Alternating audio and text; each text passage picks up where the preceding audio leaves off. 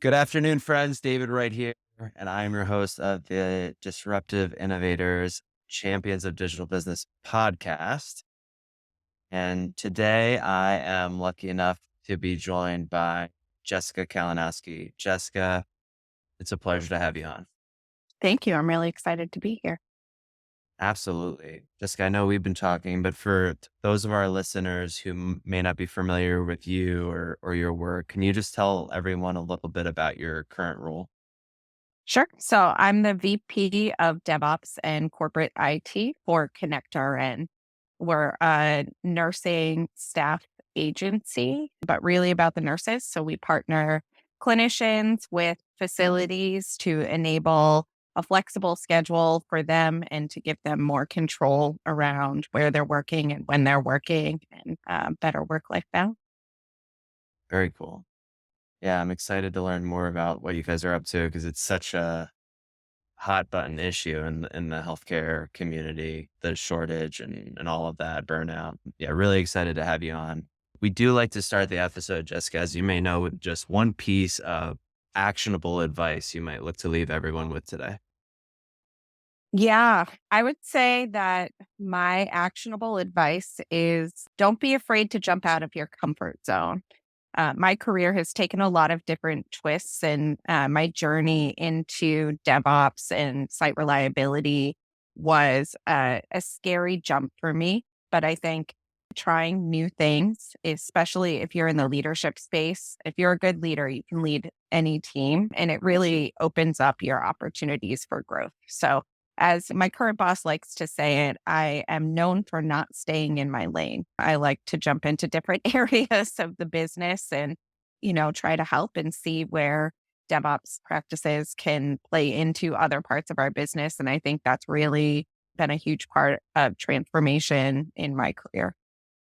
Yeah, great advice because you need to get comfortable being a little uncomfortable, which is hard. It can be hard, but I identify with that as an entrepreneur too, because I feel like the only way I've been able to scale anything is by flying a little bit over my skis.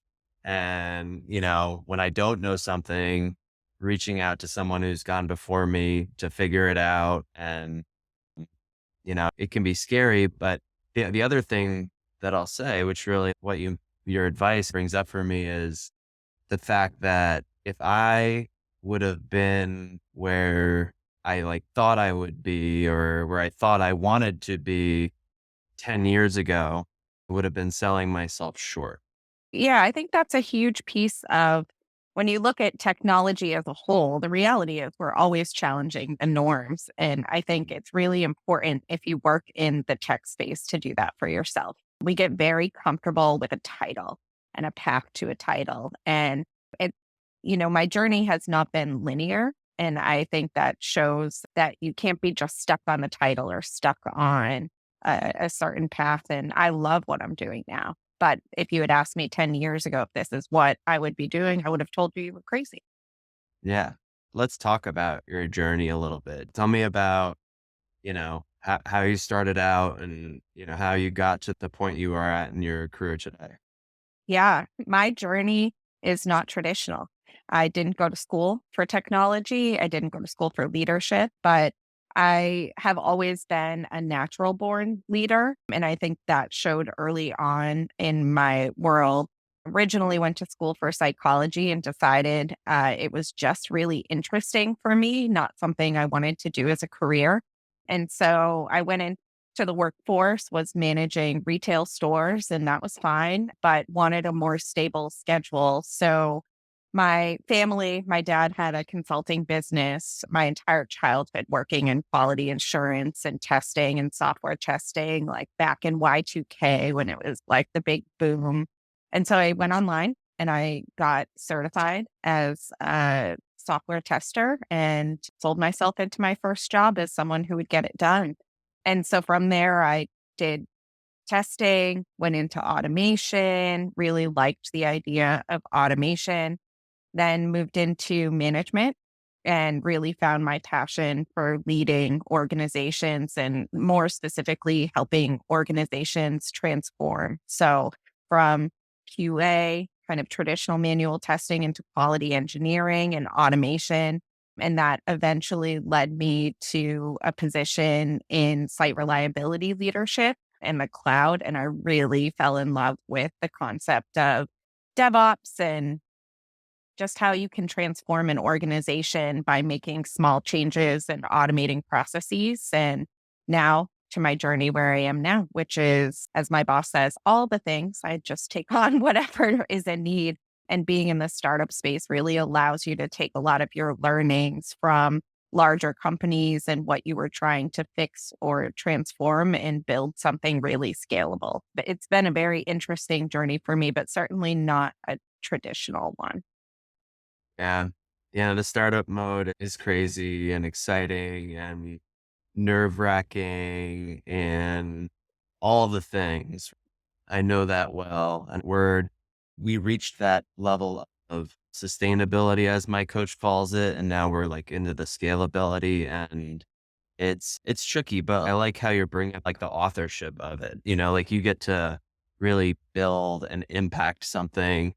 And it's cool that you landed at DevOps too. I don't know if you saw, we recently had Gene Kim on, a big proponent of that world. But no, that's super cool. What about, so clearly, Jessica, the journey has taken some twists and turns.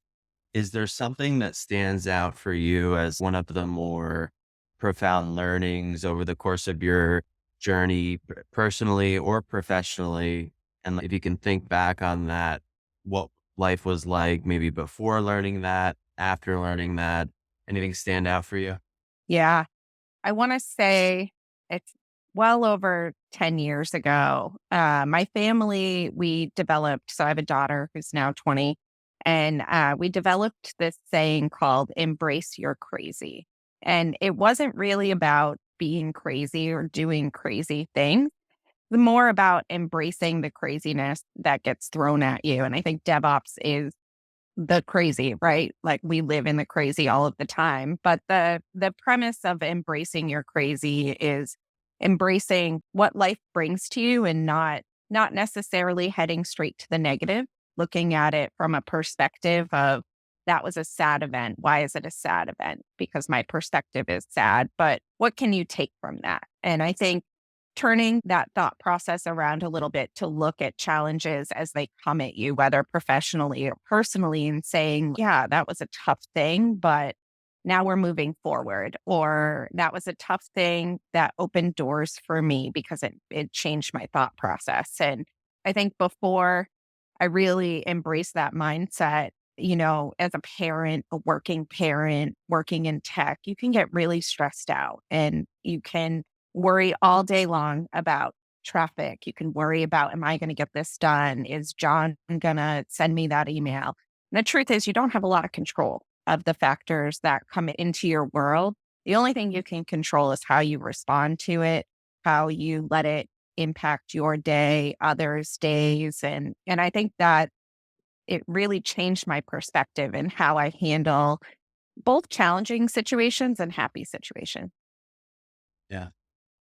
I love that. I have a Morphati level 1 spate on my arm. There's so much in my life that I cannot manage that is completely out of my control. I was susceptible to the same thing, and I can still be, right? Like it's one of those things where maintaining that perspective that you're describing right now for me is like a daily practice. I have to, there's certain things that I have to do. I definitely think that, my experiences over the course of my life, there was one point in particular where it was like, it really clicked. And then now it's more maintenance more than not, but I can't agree more. And for me, there was some personal events that helped me arrive at that place. But I'll tell you that as a leader, right, a business owner and someone that manages teams, it is so crucial, right? Because people feel your energy and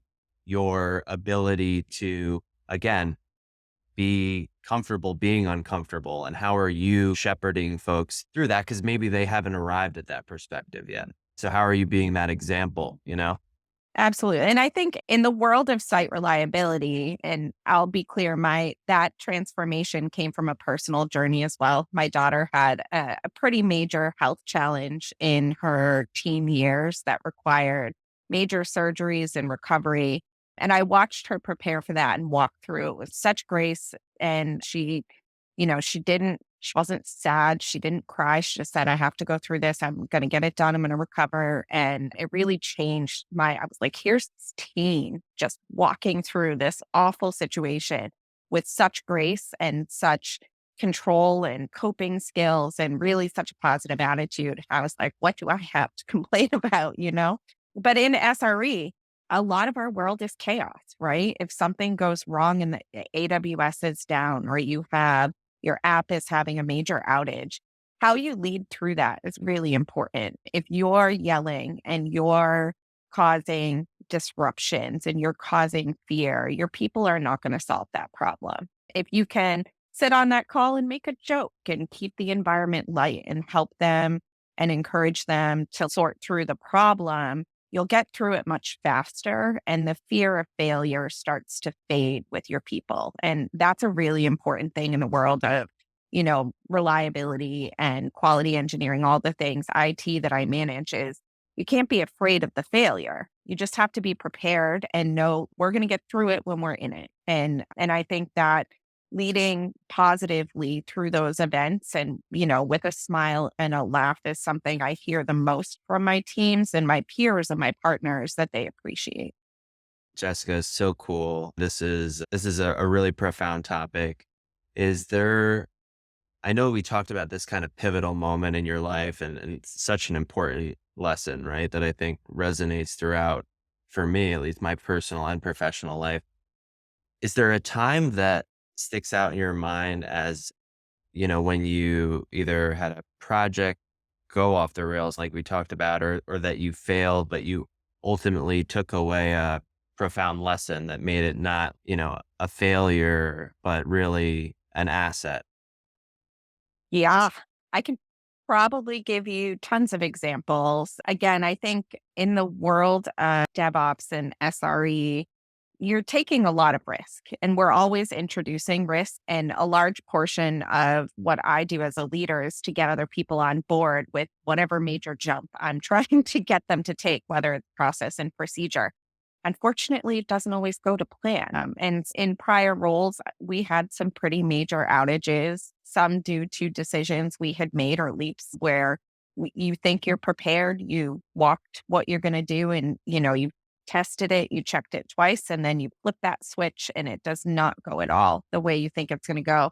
But again, I think it's how you respond to it. And same with your partners and my peers, building those strong partnerships with the other leaders in my organization over communication, which is a big part of what my team does when we're doing any changes.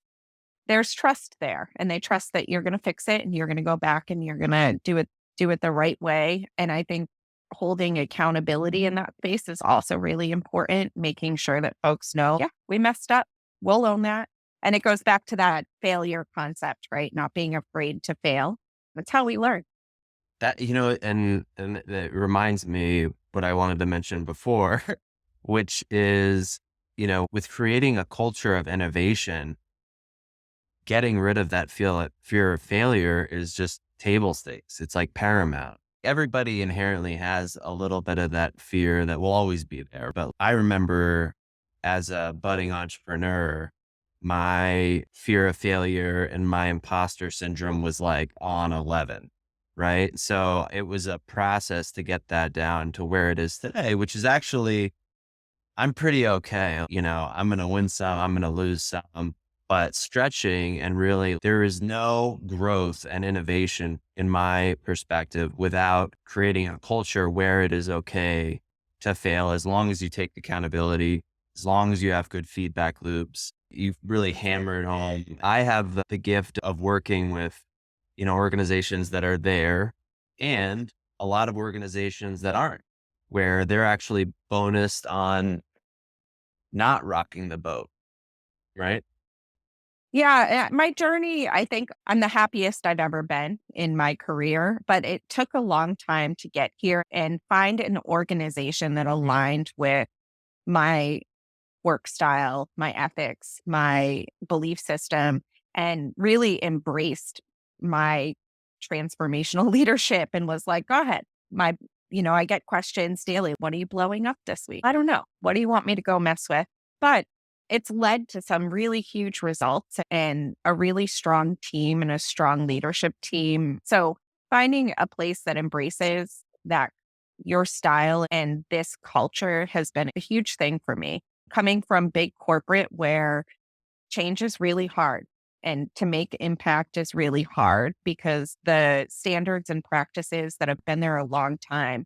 And when you have those kind of tiers and layers of leadership, you'll find that the organization will talk the talk. But when it ultimately comes time to that big change, they're never going to do it. And walking away from big corporate or big companies into a startup was really huge for me because I was able to make an impact. And now they really embrace it. They love it.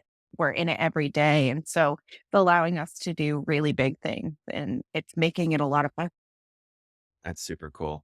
I was smiling before because I was thinking about the conversation I had with Gene the other day. His new book, Wiring the Winning Organization. We were talking about how when you have an issue here in one department and it escalates up the ladder and then bumps over to the next department and then goes all the way down the ladder to get the answer and then go all the way back up the ladder and then over. And then it's just, that needs to be flattened out. We're working on flattening that out with a lot of organizations right now. Yeah, I think it's interesting the walls that get built. And specifically in my role, especially when I joined my company, there was no IT. We were a true startup. And then we decided we wanted to get SOC compliant. And that meant we needed IT, we needed other things. And so I took that on, which was a never done it before, but okay, we'll do it. We'll do it here. And a big part of our success in doing all of these things was not having walls. My team meets with the CTO, our VP of our customer support team, which is critical in our business. We talk all the time. We're talking to marketing. My cloud team helps our marketing team and our home health team. So there's really not boundaries to what will help in. And DevOps is really all about that, right? It's the communication, the feedback loops, the problem solving across the organization. It's not just engineering. It's our customers are internal. It's everyone. Yep. Yep. That's a great way to look at it for sure. I want to get into Jessica a little bit more about connectRN and what you guys are up to. Before we do, I always just like to ask your favorite book, either that you've read recently or all time, or another literary piece that you're charged up on. Anything come to mind in that arena? Yeah. So I don't know how much you follow like LinkedIn influencers, but Bridget Hyacinth is one of my favorite from a leadership perspective. And she has two books that I really enjoy. One is about leading the workforce of the future, and it's really changing leadership styles in today's tech world. And she has another that's focused on leading through automation and AI and all of the new technology that's coming, which is really changing the way we work. And I really like her perspective. She's a good follow if you're not following her on LinkedIn. I might have to, I have a panel that I might have to ask her to moderate because it's like exactly that topic. You should. Yeah. And so I think in this space, it's like really important to keep up with trends and what's happening. I'm sure we all have stories from some manager we had that felt was living in the 1980s or 90s management style. And the more the industry starts to change, the more we have to change and how we're leading people through it. Yeah. I think that's great. And all you could ask from a leader and then subsequently an employee above and beyond the value that they inherently bring to the table in that immediate moment, which is obviously what you hire on, is their desire to want to continue to grow and get better. If you have a leader that's striving to continue just trying to be the best version of themselves and keep up on trends, that's really great that they have you as a leader. So let's talk, Jessica, about your vision for connectRN based on the overarching mission of the organization and maybe like some of the key initiatives that you guys are working on right now.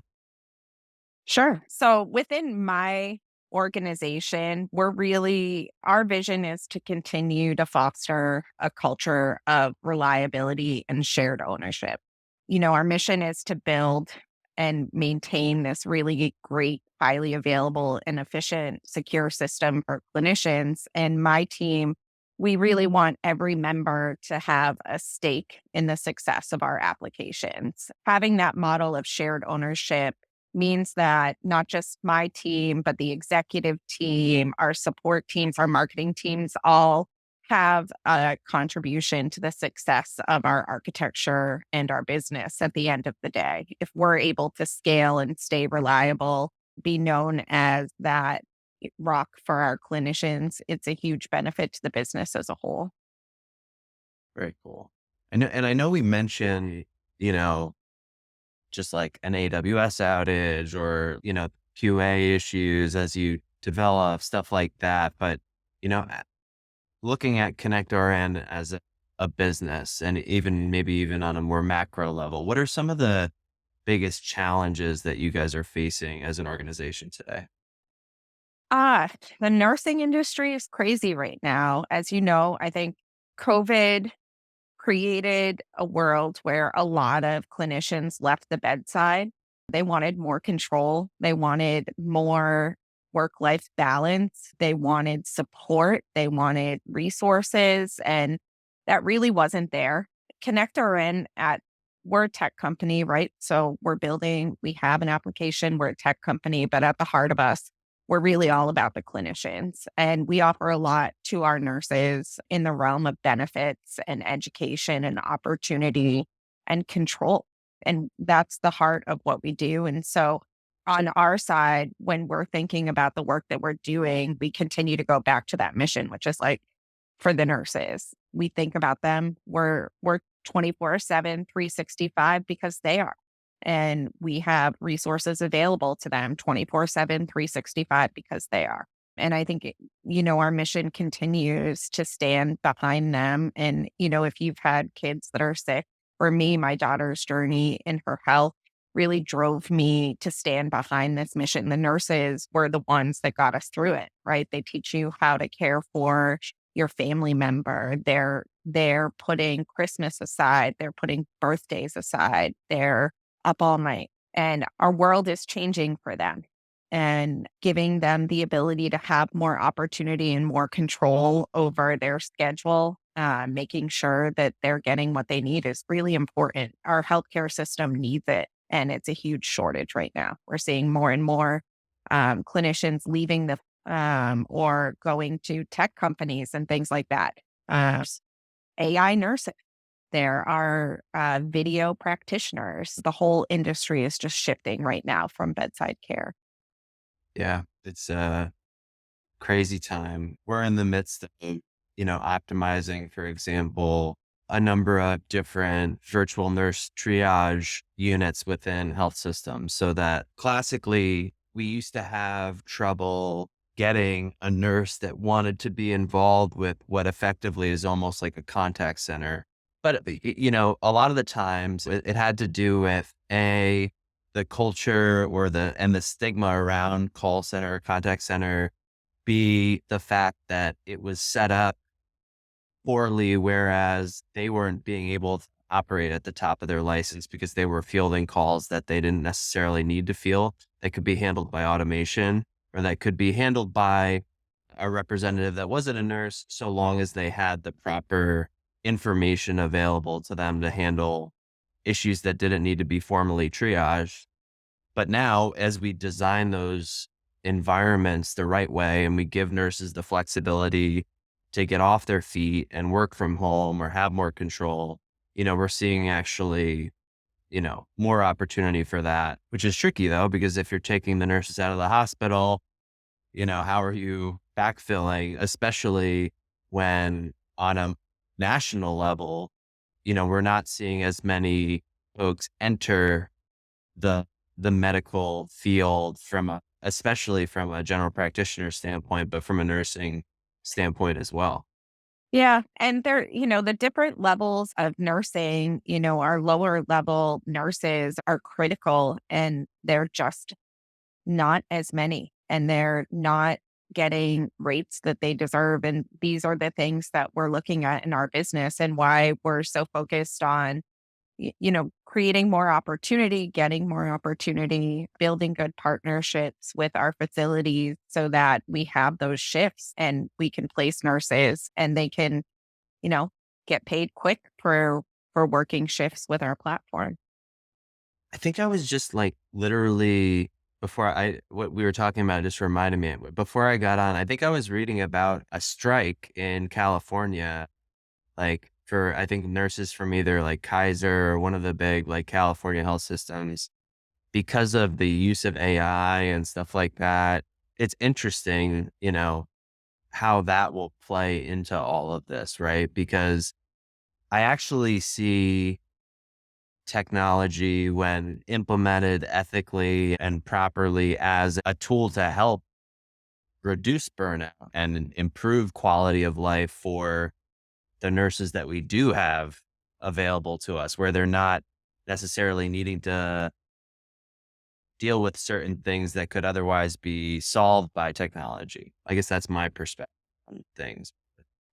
Goes back to that change is hard, right? Transformation is hard. And I think healthcare is changing in a huge way right now, both in just the patient care aspect, the clinician aspect, the provider aspect. How many people can find a new, you know, general doctor today? It's very hard. The waits are huge. Mine is a virtual doctor.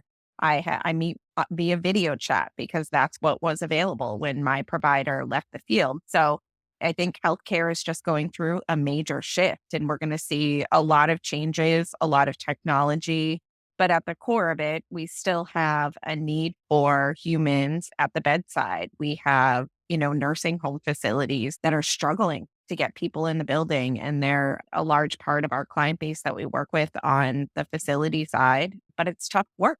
It's not for everyone. And keeping clinicians at the forefront for us and in making sure that they're getting the support that they need is, again, it's like the core of what we do on every team here.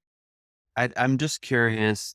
Talk to me a little bit more about, because I saw that on the website and I was really like excited about that because it is such a thankless job so often, right? And nurses, like you mentioned this before, like the doc comes in, he does the operation, he leaves, or he comes in, gives the diagnosis, he leaves. Then the nurse is there, throughout the process, and it's a lot. So you mentioned just before, like support resources that you guys provide. What does that look like?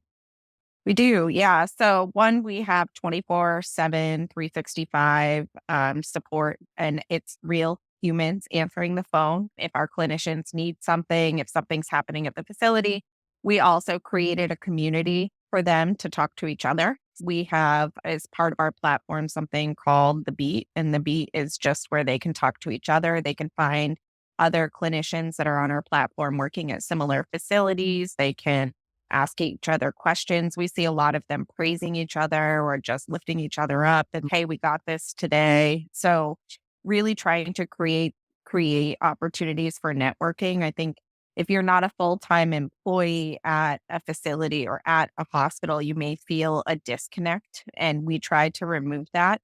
Outside of that, it's education opportunities, training opportunities. We do a lot of events for our nurses and appreciation for our nurses. And then we offer them benefits. So in our world, our clinicians are not 1099. They're W-2 employees. They have the ability to still make their own schedule, but get the benefits of being a W-2 employee. If they need health insurance or things like that, those are there for them as well. That's very cool. That's super cool. And I think I'm glad that, we mentioned that because there is like one or two other platforms I'm thinking of that do like basically like job placement and stuff like that. But I think having that element of community and support is something that is unique. I haven't seen a lot of that. And it's such a necessary thing. Kudos to you guys. So Jessica, a couple last questions here. This has been awesome having you on. One would be, you know, the changes in the healthcare industry, or what do you think will be some of the biggest opportunities for providers in the future? For the understanding you don't have a crystal ball, any kind of final thoughts on the shifting paradigms in the healthcare industry or where things are going in general? I think there's challenges ahead. As you said, the in our world, we're focused on clinicians and LPNs, RNs across multiple care settings, but the shortage is real. And folks are, I think it's going to change healthcare as a whole if it continues in this way. I do see value like you in leveraging technology like AI and other things to continue to elevate what we're offering to them and how we help them in their day to day. Something that our company right now is very passionate about is speed to pay, how fast they're getting paid for their work. And that's a huge focus for us, as well as just offering them more opportunities similar to my journey, more opportunities in different care settings where they qualify, but maybe didn't think about it. And how can we continue to bridge that gap? You know what? I actually do have, before I ask you my final question, Jessica, what you just said, it reminded me a number of months ago, I had my buddy Joe Muscola on from Northwell Health, and he is the SVP of system operations. The nursing, department is one that rolls up to him, and from an HR perspective and otherwise. We talked about it on the podcast. Northwell at one point during or, during COVID or leading out of COVID, they had the nursing. They were bringing on so many 1099 nurses that they like created this like group of nurses that sites could call on this like almost like this entity that they built to plug in nurses as needed. But what happened was it ended up being like the easy button for organizations to just source a 1099, what was to them a 1099 contractor versus going out and really interviewing and hiring someone. And it ended up really messing with the financials. Like it got all wonky and it wasn't sustainable. How do you guys help organizations navigate that? Or is that something that you've seen at all? I'm just curious. Yeah, I think, I would say it can be similar to working in tech, where we go from loving offshore resources to that costs way too much to loving offshore resources that costs way too much, right? We see the same kind of wax and wane. I think in our world, the partnerships we're building with facilities is to try and help them through that. And while that's not the premise of like my world, so I can't speak to the nooks and crannies of the conversations, but it's definitely part of it. Facilities, I have a huge amount of respect for the DONs at facilities and the schedulers. The scheduler is another very important persona because if you think about a Friday afternoon, you want to go home, right? You work in tech, you're like, I'm going home. I'm going to shut my phone off. If they have nurses that aren't showing up, or even if they're, not FTEs and they're coming from a platform that don't show up, it's their responsibility. They're getting a phone call, right? They have to show up. And so I think partnering with them and looking at how we can be a reliable source when they need it and, meeting with our partners and understanding the financial constraints. Some of the bigger security incidents that happened more recently that were all in the news really caused a financial impact for facilities and hospitals in being able to staff or use like resources like ours because they weren't getting paid. The claims weren't being processed. So I think the entire ecosystem ties together. And so when we think about the nurses is our main cup of tea, right? They're the ones we're looking out for. But the facilities are important partners and the schedulers and the DONs are important personas for us to understand and, be partners with as well.